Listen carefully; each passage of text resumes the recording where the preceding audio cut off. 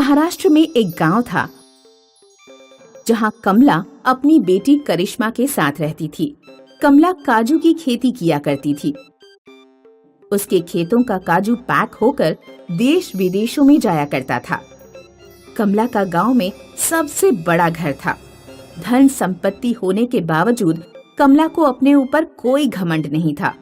वह हर साल जाड़ों में गरीबों को कपड़े दान करती थी और समय समय पर गांव में भंडारा भी करवाती रहती थी।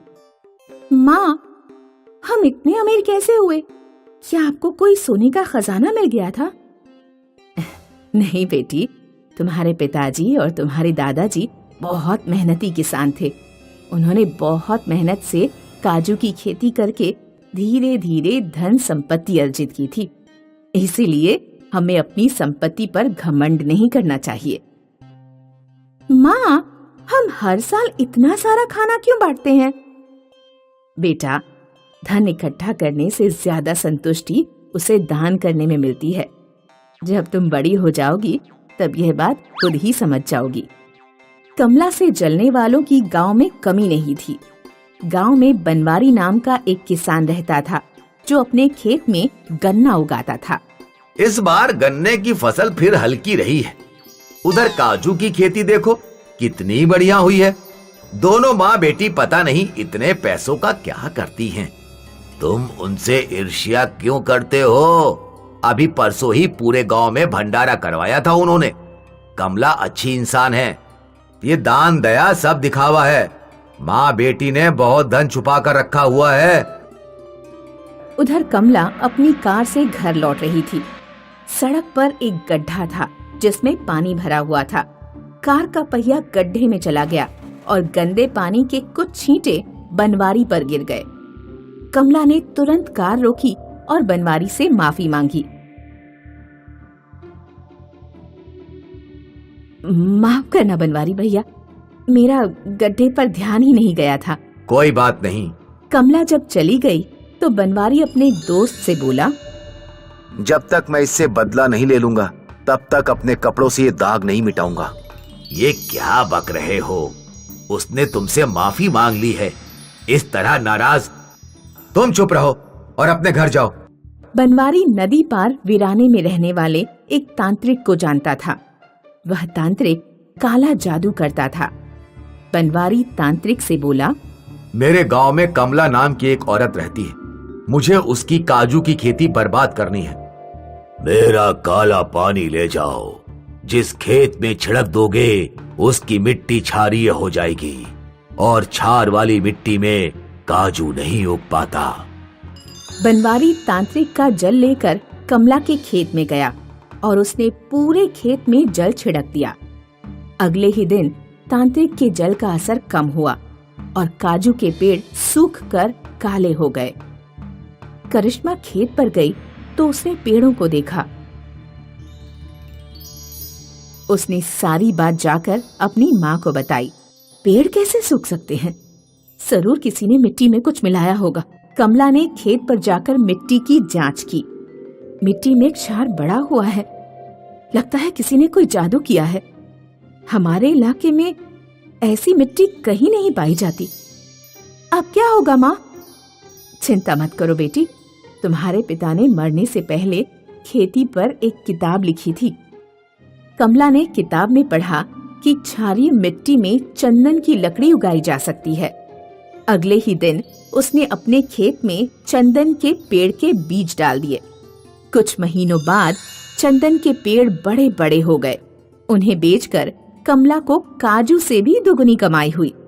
उसने गांव में भव्य भंडारा किया और गरीबों को जरूरत का सारा सामान बांटा। गांव के लोगों के बीच कमला की खूब वाहवाही हुई। गांव वालों के मुंह से कमला की तारीफ सुनकर बनवारी की आंखों में खून उतर आया। वह तुरंत गुस्से में तांत्रिक के पास पहुंचा और उसने तांत्रिक का गला पकड़ लिया। क्यों? तुमने तो कहा था कि तुम्हारी जल से कमला बर्बाद हो जाएगी, लेकिन वो तो और भी अमीर हो गई। मेरा गला छोड़ दो। मेरी कोई गलती नहीं है।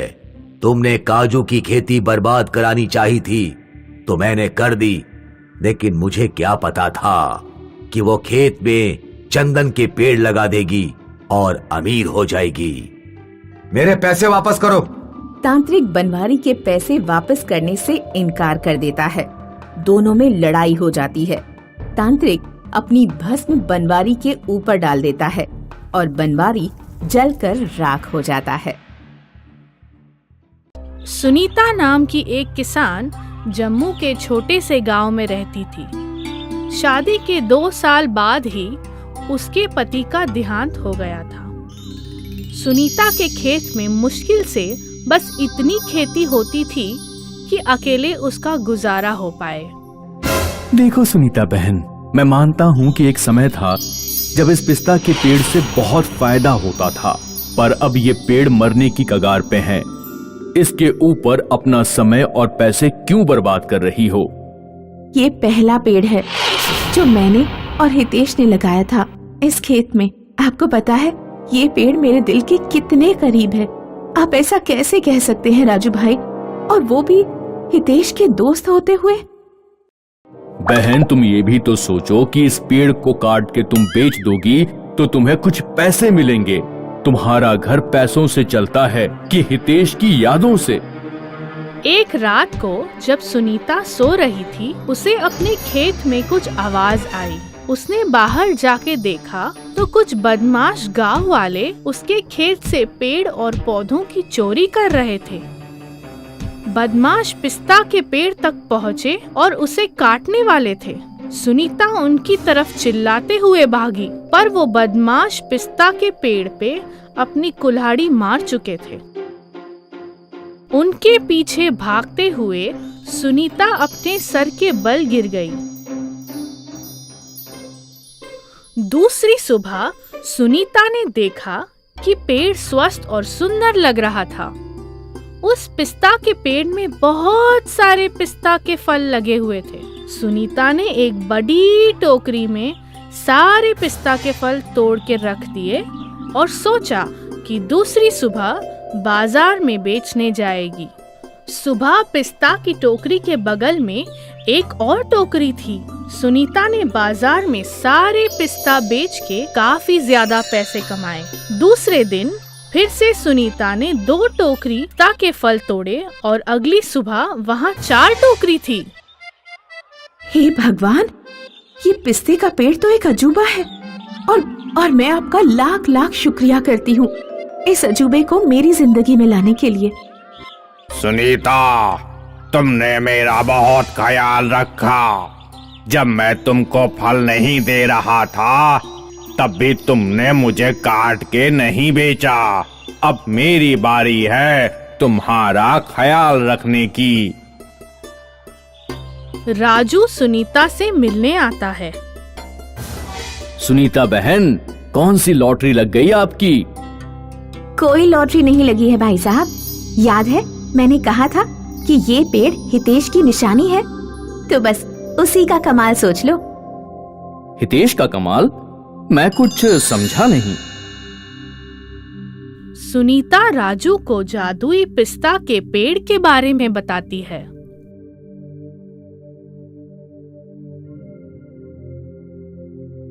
राजू अपने घर चला गया, पर उसके दिमाग में वो जादुई पिस्ता के पेड़ की बात रह गई थी। उसने सोचा ये पिस्ता का पेड़ अगर उसको मिल जाता तो वो जिंदगी भर बैठे बैठे पैसे कमा सकता है। राजू ने पिस्ता का पेड़ काटा। राजू पेड़ को अपने खेत में लगा के खुश हो गया। राजू एक टोकरी पिस्ता निकालने गया, पर वो सड़े हुए पिस्ता थे। दूसरी सुबह राजू को 2 टोकरी सड़े हुए पिस्ता मिले। जब से पिस्ता का पेड़ लगाया था तब से राजू के खेत के बाकी पौधे भी सड़ने लगे थे। उसने सोचा कि सुनीता की जिंदगी बर्बाद करने की वजह से उसे ये सजा मिली है। वो सुनीता को जाके सब सच सच बता देगा और फिर शायद उसके खेत ठीक हो जाए। राजू जब सुनीता के खेत पहुंचा तो सुनीता और भी ज्यादा खुश लग रही थी। राजू भैया, अच्छा हुआ आप फिर से आ गए।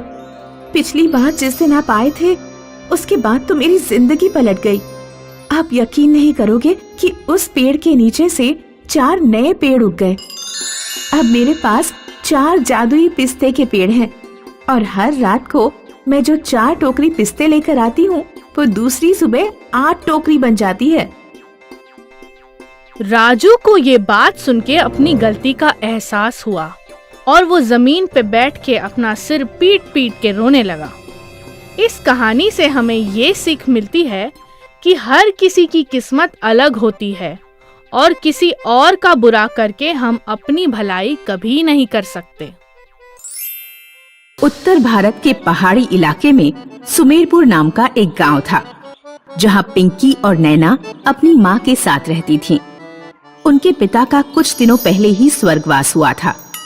पिंकी और नैना के पिता बादाम की खेती किया करते थे। बेटियों, तुम्हारे पिताजी तो अब हमारे बीच नहीं हैं। तुम दोनों में से ही किसी को बादाम बेचने बाजार जाना होगा। माँ, मैं बाजार जाकर बादाम बेचूंगी। नैना के अंदर बिल्कुल दिमाग नहीं है, इसे तो हिसाब जोड़ना भी नहीं आता। ओहो, बड़ी आई हिसाब जोड़ने वाली। माँ, बादाम बेचने मैं जाऊंगी। पिंकी का ध्यान सिर्फ लड़कों पर रहता है। इसे तो रास्ते में कोई लड़का मिल गया तो ये बादाम उदाम सब भूल जाएगी। तू तो बहुत दूध की धुली हुई है। टिंकू के बारे में बताऊं माँ को? बता, क्या बताएगी? अरे तुम दोनों लड़ना बंद करो। पहली बार तो मैं तुम दोनों को बादाम बेचने भेजूंगी। जो भी ज्यादा मुनाफा कमा कर लौटेगा अगली बार से फिर वही बादाम बेचने जाएगा। पिंकी और नैना की माँ दोनों को 5-5 सोने के बादाम देती है। माँ, इन सोने के बादामों का हम क्या करेंगे? तुम बस इन्हें अपने साथ रखो। जरूरत पड़ने पर जो भी तुम में से बुद्धिमान होगा वो इनका इस्तेमाल कर लेगा। अब तुम दोनों बादाम बेचने जाओ। पिंकी और नैना बादाम से भरी टोकरी अपने सिर पर रखती हैं और अलग अलग रास्तों से बाजार की ओर निकल पड़ती हैं। पिंकी जिस रास्ते से जा रही थी उस रास्ते पर ठगों की एक टोली रहती थी। टोली में एक औरत और 2 आदमी हैं। देखो, एक भोली भाली लड़की आ रही है। फटाफट अपनी अपनी जगह पर पहुंच जाओ। बहुत दिनों बाद कोई शिकार इस रास्ते से गुजर रहा है। पिंकी रास्ते पर जा रही है। एक आदमी उसे रोकता है। अरे सुनो बेटी, क्या बेचने जा रही हो? बादाम बेचने जा रही हूँ। मुझे बादाम खरीदने हैं, जरा दिखाना तो। पिंकी उस आदमी को टोकरी खोलकर बादाम दिखाती है। अरे ये बादाम नहीं, ये तो पत्थर है। तुम्हारा दिमाग खराब है क्या? ये बादाम है। पिंकी जब थोड़ा आगे बढ़ती है तो दूसरा ठग उसे रोककर पूछता है। सुनो लड़की, क्या बेच रही हो? बादाम बेच रही हूँ। दिखाना तो जरा। मैं बादाम खरीदने ही बाजार जा रहा था। पिंकी टोकरी खोलकर बादाम दिखाती है। लड़की, मुझे पागल समझा है क्या? ये तो पत्थर है। ये तुम कहाँ से ला रही हो? मेरी माँ ने मुझे दिए थे। लगता है तुम्हारी माँ ने तुम्हें बुद्धू बना दिया। नहीं, मेरी माँ ऐसा नहीं कर सकती। पिंकी जब थोड़ा और आगे जाती है तो उसे तीसरी ठग मिलती है। वह भी पिंकी के बादामों को पत्थर बताती है। तुमने बताया तुम्हारी एक और बहन भी है। मुझे लगता है तुम्हारी माँ ने चालाकी से तुम्हारी टोकरी में पत्थर रख दिए हैं। आखिरकार पिंकी ठगों के जाल में फंस ही जाती है। पिंकी सोने के बादाम निकालकर ठग को दिखाती है। तो क्या ये भी पत्थर हैं? मेरी माँ ने कहा था ये 5 बादाम सोने के हैं। लड़की, ये भी पत्थर ही है। तुम्हारी माँ और बहन ने तुम्हें बेवकूफ बना दिया। पिंकी गुस्से से सोने के बादामों सहित सारे बादाम फेंककर घर की ओर लौट पड़ती है। उधर नैना जिस रास्ते से बाजार जा रही थी उस रास्ते में एक आदमी और औरत रहते थे जो इमोशनल ड्रामा करके लोगों से पैसे ऐंठते थे। वो देख, एक लड़की आ रही है। चल जल्दी से शुरू हो जा। अरे मैं लुट गई, बर्बाद हो गई। हमारा सारा धंधा चौपट हो गया। मेरे पति बहुत बीमार हैं, कोई तो हमारी कुछ मदद कर दो। सुनो बेटिया, थोड़े पैसे हो तो हमें दे दो। मुझे अपने पति का इलाज कराना है। नैना समझ गई कि वो औरत और आदमी नौटंकी कर रहे हैं। देखो, अभी मेरे पास कोई पैसे नहीं है। मैं जादुई बादाम बेचने जा रही हूँ। उन्हें बेचकर मुझे ढेर सारे पैसे मिलेंगे। जादुई बादाम? हाँ, जादुई बादाम, जिन्हें अगर कोई अपने घर पर 2 महीने रख ले तो वे सोने के बन जाते हैं। देखो, मेरे पास कुछ सोने के बादाम हैं। नैना अपनी माँ द्वारा दिए गए 5 सोने के बादाम दिखाती है। मैं सारे सोने के बादाम नहीं ला सकती थी, क्योंकि तुम तो जानती हो कि रास्ते में बहुत से चोर लुटेरे भी रहते हैं। अगर तुम मेरी बादाम बिकवाने में मदद करो तो मैं तुम्हें आधे किलो बादाम दे दूंगी। औरत और आदमी सोचते हैं कि आधा किलो बादाम जब सोने के बन जाएंगे तब तो वे बहुत अमीर हो जाएंगे। इसलिए वे नैना की बादाम बेचने में मदद करने के लिए तैयार हो जाते हैं। अब ये टोकरी अपने सिर पर रखो और बाजार ले चलो। औरत और आदमी नैना की टोकरी ढोकर बाजार ले जाते हैं। मैं यहाँ पर बैठी हूँ, तुम लोग आवाज लगाओ जैसे मैं लगा रही हूँ। जादुई बादाम ले लो, जादुई बादाम जो सोने के बन जाएंगे।